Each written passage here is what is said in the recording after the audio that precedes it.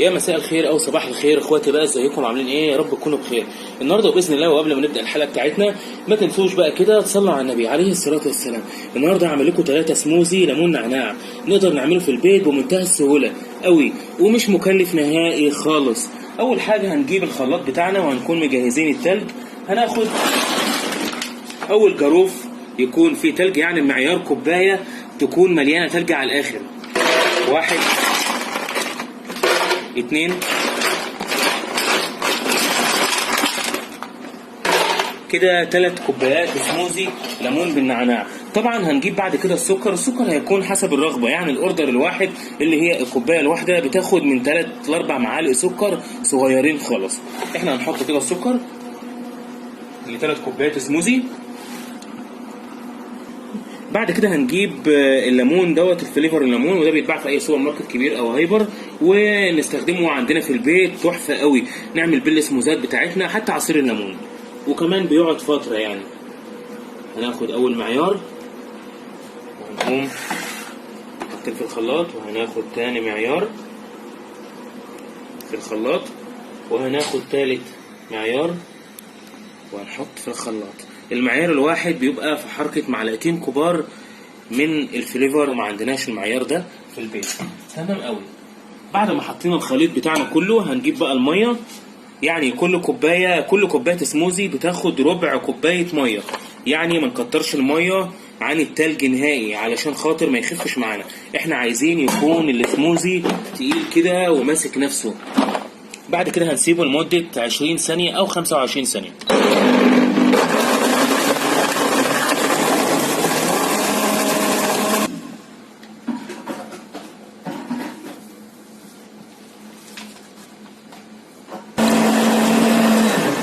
تمام قوي كده. احنا سيبناه لمده 25 ثانيه. سموزي ليمون نعناع هيبقى حكايه قوي. يا ريت كلكم كده تجربوه في البيت وتقولوا لي رايكم ايه في التعليقات. هنجيب كده 3 كوبايات يكونوا شفاف عندنا، يعني بلاستيك او ازاز اللي موجود في البيت نقدر نشتغل بيه. بعد كده نكون مجهزين شربات نعناع زي ده، وده بيتباع بقى في اي مكان خالص، يعني ممكن نجيب الشربات النعناع ده ونخليه عندنا في البيت نحطه في الثلاجه. بعد كده هنقوم جايبين شربات النعناع ونقوم مجرنشين كده حوالين الكوبايه، يعني حاجه خفيفه خالص. تمام قوي كده. لزوم الجرنشه يعني، والشكل الجميل والطعم الليمون اللي في النعناع هيدينا كده طعم عظمه، حاجه هتبقى عظمه ان شاء الله. بعد كده بعد ما حطينا النعناع هننزل بقى كده اول حاجه بالسموزي ليمون فوق النعناع. تمام قوي. بعد كده الكوبايه التانية. تمام قوي. بعد كده الكوبايه التالتة، طبعا بيكون مكتل شويه تحت عشان متلج، نحرك كده الشفشة وننزل عادي. تمام قوي كده، يعني نوزع كده في الكوبايات بتاعتنا. تمام قوي. احلى 3 سموزي نعناع عملناهم، نقدر نعملهم في البيت وبمنتهى السهولة قوي. بعد كده هنقوم جايبين شربات النعناع ونقوم كده نازلين كده من فوق الوش بحاجة بسيطة عشان يدينا بقى الطعم الخطير. هيبقى حاجة كده عظمة قوي قوي.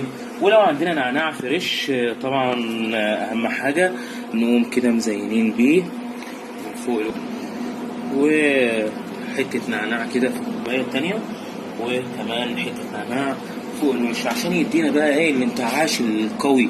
ونقوم جايبين كده مقطعين سلايز ليمون ونقوم نازلين كده في الكوباية عشان يدينا الشكل كده النهائي الحلو ده اللي يفتح نفسنا على الاخر قوي. ونحط شرايح ليمون فوق الوش كده عشان كده الطعم والشكل والريحة يبقى حاجة كده عظمة.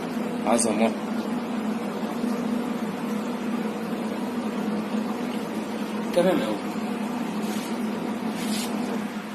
احلى 3 سموزي ليمون بالنعناع نقدر نعمله في البيت وبمنتهى السهولة لحبايبنا ولأطفالنا ولينا، ونجرب كده ونعيش الانتعاش ولحظة السعادة في الصيف. يعني حاجة كده هتبقى ان شاء الله عظمة. ما تنسوش بقى تعملوا لايك وشير وسبسكرايب وتدعموني علشان يوصل لكم كل جديد. استنوني كل يوم حلقة شكل ومشروب جديد، هعلمكم وهوعيكم وهعرفكم ازاي نعمل الحاجات دي كلها من غير ما ننزل الكافيتيريا. او نروح اي مطعم خالص نشرب. بس خلاص.